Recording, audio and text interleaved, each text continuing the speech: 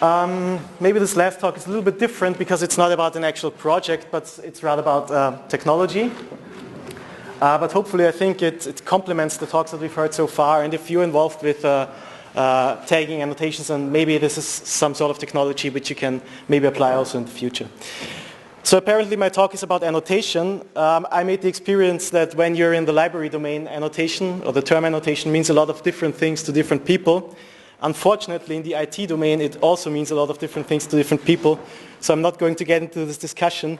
And for this talk, I simply looked up what an annotation is in the dictionary. And according to the New Oxford English Dictionary, it is a note by way of explanation or comment added to a text or diagram. So in other words, this is an annotation. Some text scribbled to the margin of a book. Or this would be an annotation. Marks, drawings on a map or a newspaper, or both in that case. And although not directly covered by the dictionary definition, I would personally argue that this is also an annotation. So somebody who highlights text in the book is essentially annotating it. Or this can be an annotation. So if you print out a document and you stick a post-it note on it because you have something to say, some comment, and you throw the document on somebody else's page, then it's an annotation. And it's actually a social annotation because it's meant for somebody else to read. Or in the previous talk, we've also seen an image on the wall, people sticking just for sort of a testing thing, but the same use of a post-it as an annotation. So I think that's also an annotation. More recently, of course, in the digital age, you might have come across things like that. Annotation tools built into online portals, media sharing portals. Flickr, for example, has an annotation tool built in, so people can draw those boxes on images. They can type some text, other people can read it.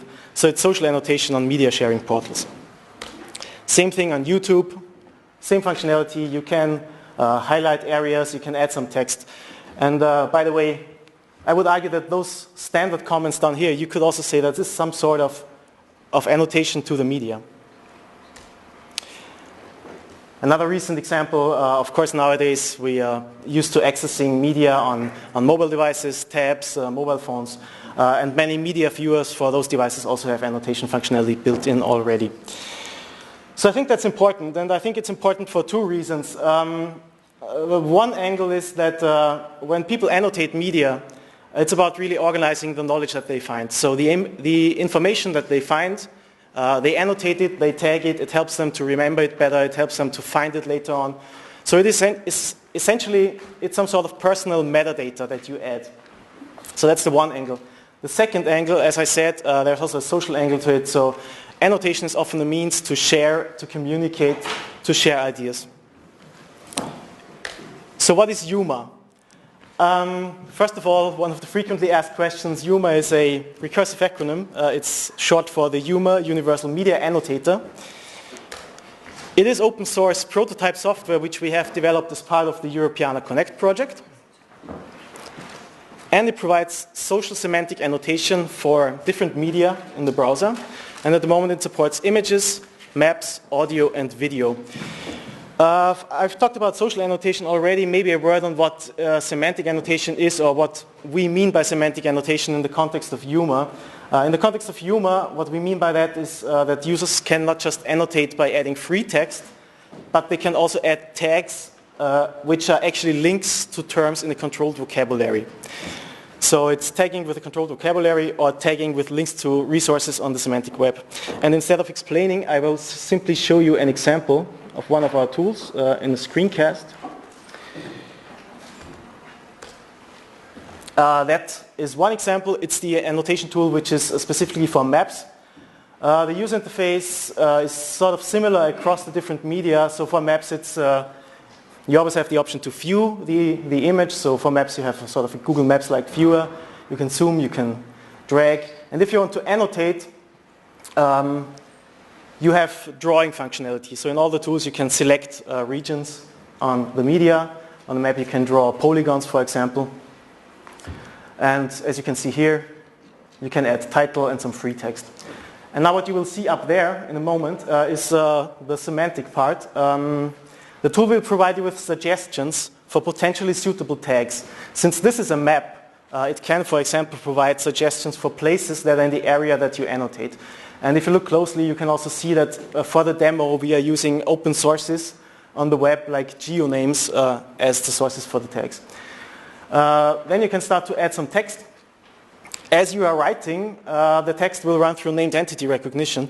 So when you mention things like a world map, which is a concept which the named entity recognition can find, or if you mention names, then these things also get added to the tag cloud. And you can simply add the tag by clicking on the tag in the tag cloud.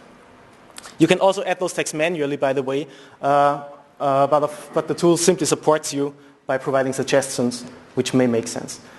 One thing that's also important, of course, you can verify whether those tags actually make sense for your annotation. We'll see that in a moment.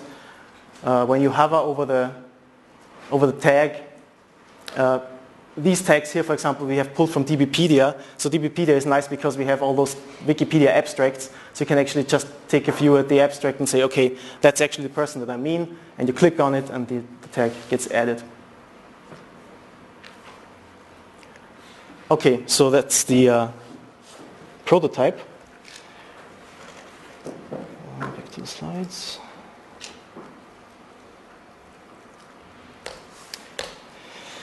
Yeah, I have to say Europeana Connect was quite a good project for this because we had the possibility to experiment, to try out very unusual things also in the tool.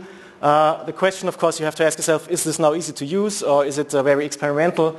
I think if you consider a spectrum of easy to use on the one hand and lots of features, and I think it actually is a spectrum, so it's pretty hard to combine those two things. Might be possible, but I think it's always a challenge. So I think where we are with our prototype now is probably more here or maybe here.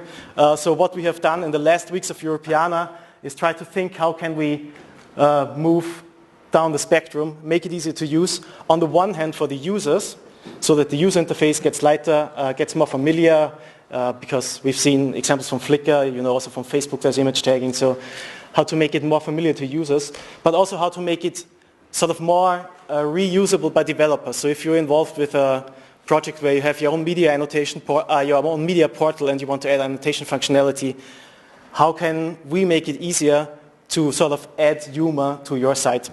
And that's the task that we have been working on during the last weeks of Europeana Connect. And I want to show now some samples how that looks like. We've ended up with sort of a revised and repackaged version of the annotation system. It's this heavily simplified user interface, and it's no longer the monolithic tool that you saw before, but rather it's a library or a plugin, so to speak, that you can actually add to your own pages. So if you already have your existing pages, what you really might want is just add annotation functionality on top of that, and that you can now do. And as an example, I talked to Europeana and they granted me permission to steal some of their pages from the virtual exhibitions.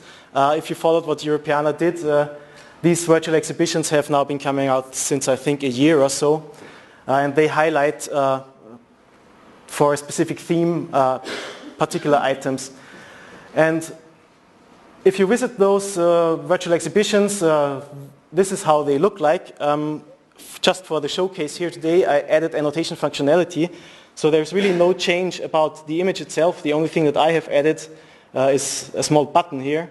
And if you click on it, you get a very small interface. And you can just add the annotation. And it doesn't really interfere with the overall design of your site. Also, the visual design is totally stylable and skinnable, so you can adapt it very much to the look of your own site. Another example. More recently, much to my excitement, Europeana virtual exhibitions seem to have fallen in love with these things here. Zoomable images, very high resolution images where you can just zoom in to reveal the fine details. And the annotation tool also supports these kinds of images, so you could just add an annotation here.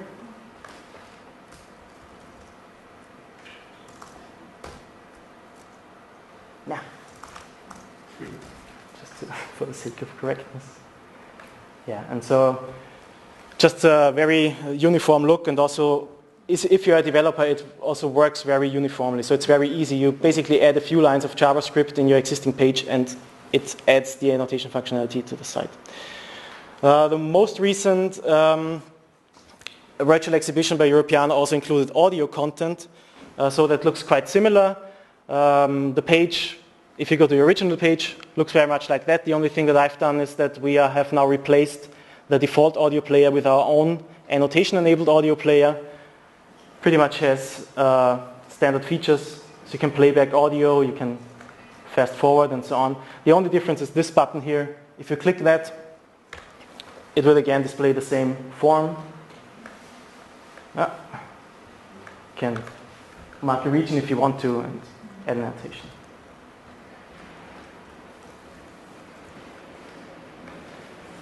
Okay, so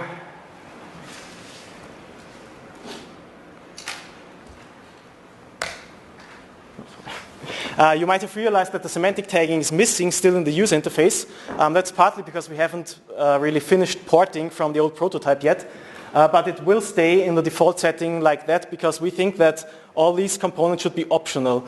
And you should basically be able to build your own functionality based on the components that are in the tool. So you shouldn't consider YUMA as a tool, but rather it's a toolbox which you can use, and it provides you with various components, and you can take those components, assemble them, and build your own annotation tool out of the YUMA library. So that's the original intention, just the features that you want. Finally, with the end of Europeana Connect, we are now in the transition to a community project, let me put it like that. So you should not only ask what YUMA can do for you, you should also ask yourself what you can do for YUMA. If you want to contribute, it's an open source project. We're still looking for contributors to the code base. If you don't know how to code, no problem at all. So there's many ways you can contribute. Testing, documentation. One thing which would be extremely appreciated right now is if you have a talent for design, if you know how to design icons, that would be perfect complement to our team right now. Yeah, basically many ways to contribute. So this is my last slide. If you go to that website, it will give you sort of the current state of the YUMA.js toolkit. It will give you all the contact information you need to get in touch with us. And by all means, do that. Thank you.